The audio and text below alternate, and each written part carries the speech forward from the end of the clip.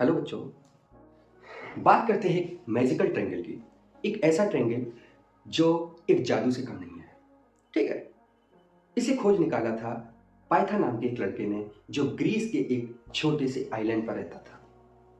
उसे संख्याओं से खेलने का बहुत शौक था। तो एक दिन खेल खेल में उसने एक ऐसा, कह सकते हैं, मैजिक ढूंढ लिया जिसने गणित की दुनिया को सरल बना दिया, आसान बना दिया। बात करते हैं पाइथा की। पाइथा ने क्या किया कि एक राइट एंगल ट्रायंगल पर इस तरीके से कुछ रचनाएं तैयार करनी। एक ट्रायंगल लिया, राइट एंगल, एक साइड को उसने 3 यूनिट लिखा, एक साइड को 4 यूनिट लिखा और एक साइड को 5 यूनिट लिखा। यानी कि या तो ये 3 सेंटीमीटर हो सकती है, 3 मिलीमीटर हो सकती है, मिलीमीटर बहुत छोटा यूनिट हो जाएगा, और या फिर 3 इंचेस मान लीजिए। यानी कि 3 यूनिट है, कोई भी हो, मीटर सेंटीमीटर कुछ भी हो, 3 यूनिट। ठीक है, अब उसने क्या किया, इस लाइन को, जो 3 यूनिट वाली लाइन है, 3 ही इधर बढ़ाया, 3 ही इधर बढ़ाया, 3 ही इधर बढ़ाया, तो एक स्क्वायर बनकर इस साइड पर तैयार हो गया। अब दूसरा काम किया कि ये जो 4 यूनिट वाली साइड है, 4 ही यूनिट उसने इसको इधर बढ़ाया, 4 ही यूनिट इधर बढ़ाया और 4 ही यूनिट इधर बढ़ाया, तो इस पे भी एक स्क्वायर बनके तैयार हो गया। अब आते हैं, नेक्स्ट क्या था, ये है 5 यूनिट, 5, तो इसको 5 यूनिट एक्सपेंड किया, इधर भी 5 यूनिट एक्सपेंड किया और इधर भी 5 यूनिट इसको बढ़ाया, तो एक स्क्वायर इस पे भी बन के तैयार हो गया। क्योंकि ये 3 यूनिट थी, तो उसने 1 यूनिट पर, या एक एक जो भी सेंटीमीटर, जो कुछ भी रहा होगा, एक एक यूनिट के अंतराल पर उसने इस तरीके से लाइनें खींची। ठीक, अब इसके बाद ये 4 यूनिट थी, तो 1 सेंटीमीटर के अंतराल पर या 1 यूनिट के अंतराल पर, डिफरेंस पर, हम इस तरीके से 4 लाइन खींचते हैं। ठीक है, अब क्या होता है कि हम इनको आगे बढ़ाते हैं। ठीक है, फिर क्या करेंगे, इधर से भी वही क्रिया, हम इधर से वही काम करेंगे, 1 यूनिट की दूरी पर, ठीक है, 3 लाइनें खींचेंगे। अब इनको मिलाएंगे और इधर भी वही काम करेंगे, 1 यूनिट की दूरी पर, 1 यूनिट की दूरी पर लाइनें खींचेंगे और उन्हें मिलाएंगे, और इसी तरीके से इस पे करेंगे, इस पे करेंगे, तीनों पे वही काम करेंगे। तो क्या है कि उस स्क्वायर के अंदर भी कई स्क्वायर बन जाएंगे, कई स्क्वायर बन जाएंगे। अब वो कई स्क्वायर जो बने, उन्हें हम जरा काउंट करते हैं बेटा। इसको काउंट करते हैं, 1 2 3 4 5 6 7 8 9, इसके स्क्वायर की संख्या 9। इसकी काउंट करते हैं, 1 2 3 4 5 6 7 8 9 10 11 12 13 14 15 16, इसके स्क्वायर की संख्या 16 है। अब देखते हैं, इसको काउंट करते हैं, 1 2 3 4 5 6 7 8 9 10 11 12 13 14 15 16 17 18 19 20 21 22 23 24 25, इसके स्क्वायर की संख्या 25 है बेटा, है ना। ठीक, एग्जैक्टली जरा इनको प्लस करना, 9 एंड 16, तो हम 16 प्लस 9 करते हैं, 9 6 15 और 1 1 2, 25, और यहां कितने थे, 20। अरे ये क्या हुआ भाई, इसी ने पाइथागोरस को भी परेशान किया था। लेकिन ये ही चीज आगे चल के पाइथागोरस थ्योरम, पाइथागोरस का सिद्धांत, इस नाम से मैथ्स में फेमस हुई। तो बच्चों, इसमें क्या हुआ, अब पाइथागोरस के पास एक चुनौती थी, एक पाइथागोरस के पास एक समस्या थी कि इन लाइन को नाम क्या दिया जाए। तो बेटा उन्होंने, देखिए ये ट्रायंगल किसके ऊपर बना हुआ है, पूरा इस साइड के ऊपर बना हुआ, तो कोई भी चीज जिस चीज पे टिकी होती है उसे क्या बोल दिया जाता है, बेस। हमारा घर, हमारा मकान जिस चीज पे टिका है उसे घर का बेस कहते हैं, तो इसका नाम उन्होंने बेस रख दिया। ठीक है, अब इसको क्या नाम दें? तो किसी भी चीज कोई भी चीज जब जितनी ऊंची उठती है तो उसकी हाइट होती है। क्या होती है? हाइट। तो क्या किया उन्होंने, इसको हाइट कह दिया इसकी। ठीक। अब बेस और हाइट को जो मिलाने वाली रेखा है, मिलाने वाली लाइन है, इसका नामकरण हाइपोटेनस किया। हाइपोटेनस।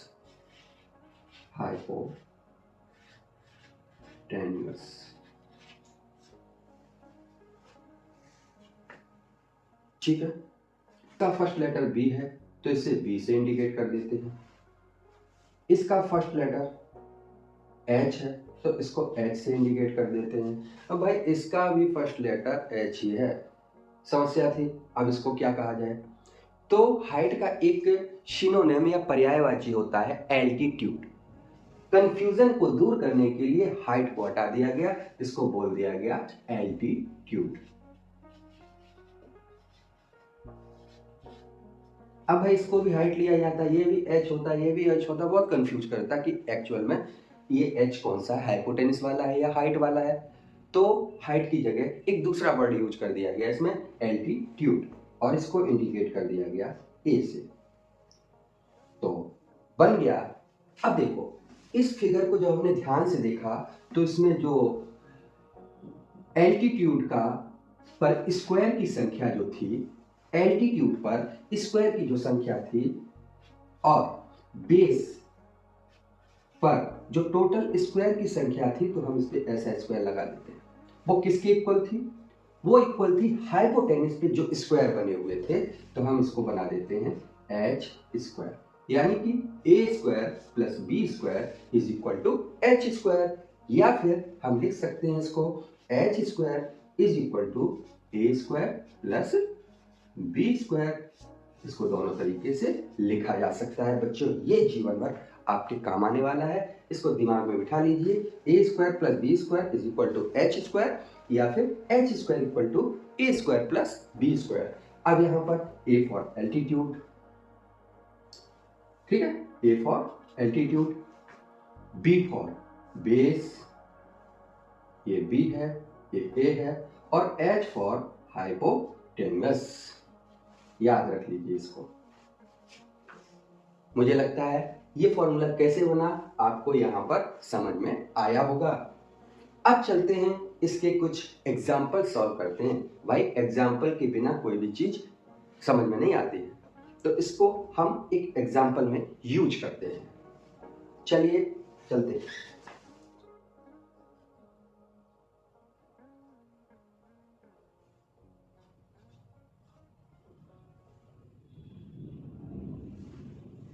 अब देखिए एक ट्रायंगल में, जो ये ट्रायंगल दिया गया है, इसमें बेस 4 सेंटीमीटर, उसी एग्जांपल को लेते हैं कि हम इसका हाइपोटेनस 5 कैसे फाइंड करेंगे।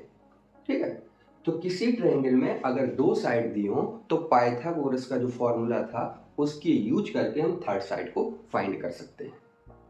तो देखते हैं एक ट्रायंगल में इसका बेस 4 सेंटीमीटर दिया गया है और इसका एल्टीट्यूड 3 सेंटीमीटर दिया गया है, तो हम इसका हाइपोटेनस फाइंड करते हैं। तो पहले तो हम नोट करते हैं, लिखते हैं कि क्या क्या चीज कितनी दी गई है। तो इसका ए जो है वो हमें 3 सेंटीमीटर दिया गया है। इसका जो बी है यानी कि बेस, वो हमें दिया गया है 4 सेंटीमीटर। अब हमें फाइंड करना है हाइपोटेनस यानी कि एच की वैल्यू को फाइंड करना है। तो देखिए हम फॉर्मूले का यूज करते हैं, एच स्क्वायर इक्वल टू, बताइए क्या हुआ, ए स्क्वायर प्लस बी स्क्वायर। जो जो आपको वैल्यू दी गई वो लिख दीजिए। ए की वैल्यू दी गई 3, स्क्वायर लगा है स्क्वायर लगा दो। बी की वैल्यू दी गई 4, स्क्वायर लगा है स्क्वायर लगा दो। 3 का स्क्वायर 9 आएगा, 4 का स्क्वायर 16 आएगा। ठीक है, तो ये एच स्क्वायर की वैल्यू हो गई। तो H square is equal to 9 और 16 25। बेटा एच 25, बट बेटा हमें एच स्क्वायर की वैल्यू नहीं बल्कि एच की वैल्यू फाइंड करनी है।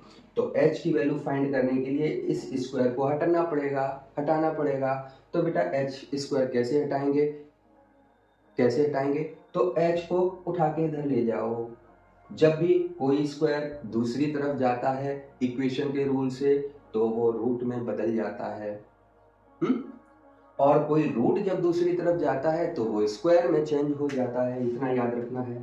तो h इज इक्वल टू इस पे लग जाएगा रूट, और 25 का स्क्वायर रूट तो बच्चों पता होगा 5 सेंटीमीटर। तो हमारा हाइपोटेनिस 5 सेंटीमीटर आ गया।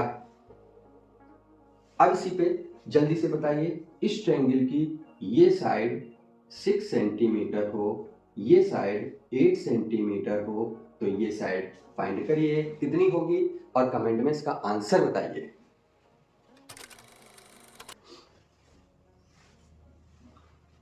मान लीजिए ये 25 सेंटीमीटर है, हाइपोटेनस इसका 25 सेंटीमीटर है और इसका ये 20 सेंटीमीटर है, बेस इसका 20 सेंटीमीटर है।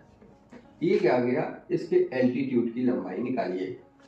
ये त्रिभुज कितना ऊंचा है ये फाइंड करिए। इसकी ऊंचाई क्या है?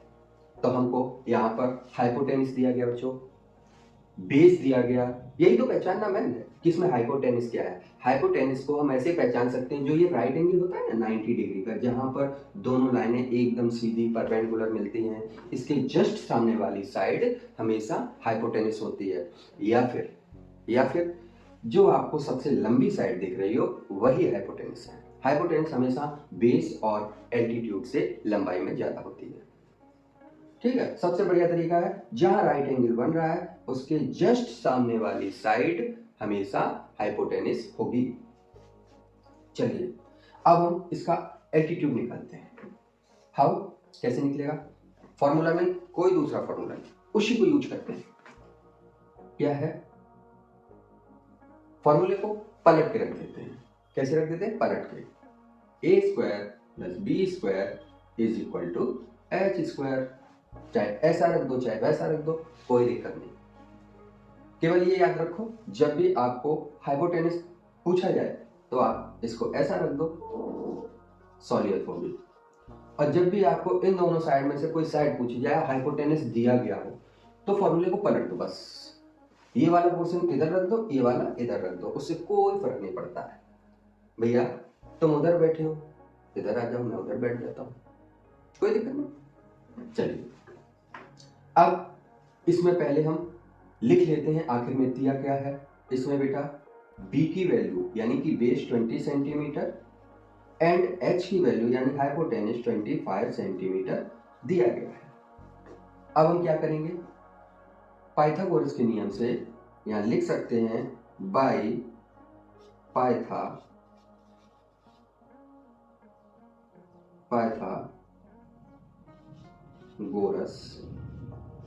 थ्योरम।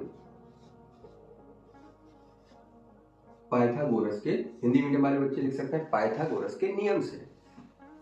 आप देखो ए स्क्वायर यानी कि ए की वैल्यू अननोन है, पता नहीं है, तो भैया ए स्क्वायर से को तुम ऐसे ही बैठे रहो, अभी हम बताते हैं तुम कितने हो।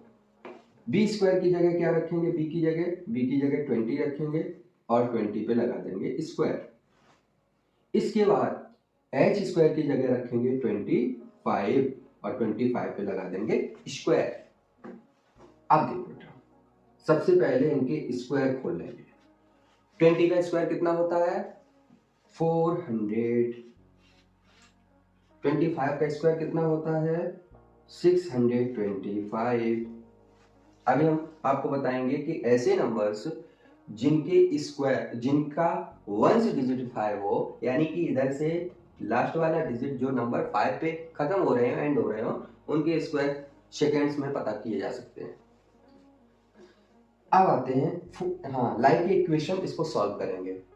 ठीक है, तो 400 को उधर ले जाएंगे तो इधर पॉजिटिव है, उधर जाके नेगेटिव, तो इधर बचेगा ए स्क्वायर इक्वल टू 625 और माइनस हो जाएगा 400। तो ए स्क्वायर इज इक्वल टू 625 में 400 माइनस हो जाएगा तो बचेगा 225। अब भाई हमें ए स्क्वायर निकालना, ए स्क्वायर की वैल्यू नहीं निकालनी है, ए की वैल्यू फाइंड करनी है, क्योंकि हमें यहाँ ए फाइंड करना है। तो ए स्क्वायर, ए का जो स्क्वायर है इधर ले जाएंगे तो इधर रूट में बदल जाएगा, तो ए की वैल्यू हो जाएगी 225 का स्क्वायर रूट 15 है 15 सेंटीमीटर। तो ये आपका एल्टीट्यूड 15 सेंटीमीटर आ गया। ए की वैल्यू कितनी आ गई? 15 सेंटीमीटर। ठीक है, लग रहा है आप लोग को समझ में आ गया होगा। आशा है आप लोगों को समझ में आया होगा। ऐसे ही मान लीजिए ये हमें दिया गया, ये दिया गया, तो बेस को भी इसी तरीके से फाइंड कर सकते हैं। ठीक है, तो पाइथागोरस थ्योरम आपको समझ में आया कि नहीं, कमेंट में जरूर बताएं। तो बच्चों मिलते हैं अगले वीडियो में, अभी के लिए इतना ही। गुड बाय, जय हिंद, जय भारत।